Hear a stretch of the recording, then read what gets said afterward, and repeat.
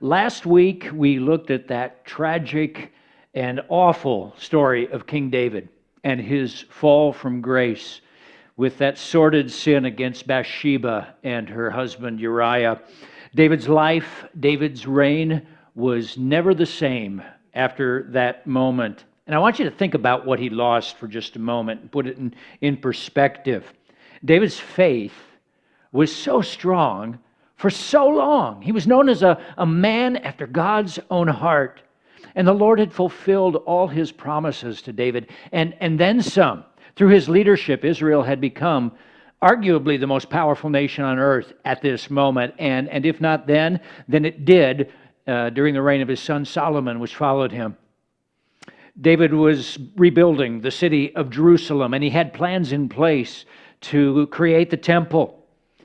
But David's vision wasn't just territorial, it was global. You see this in many of his Psalms, his prayer that God would use Israel to reach the nations, to bring the truth and beauty and goodness of God to the ends of the earth. The dreams that God placed within David were vast and extended beyond his lifetime. And all these David threw away. All that momentum, all these dreams, all the opportunities that God had given to him to take a good life and make it great for a night of passion, David threw it out the window. So instead of spending his last 20 years on the earth building up Jerusalem, training the next generation of Israel's worship leaders, evangelizing the nations, he spent most of his final years watching his family tear itself apart and watching seeds of civil war begin to take root within Israel. And then he spent a good chunk of time running from his son Absalom as a fugitive when Absalom challenged him for his throne. It goes without saying that David did not finish well. And that's what I want to talk about this morning. How do we honor God for all our days? How do we blaze across the finish line of life and faith rather than spin out or flame out or burn out?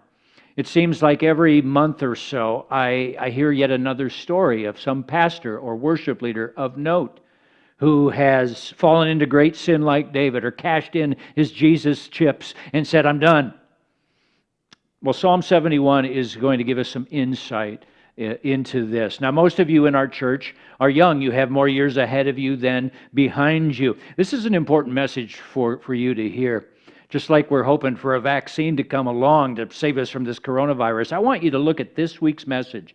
And then next week as well, there are actually going to be 2 parts. I want you to see this as a vaccination of sorts, to protect you, to keep the virus of sin at bay in your life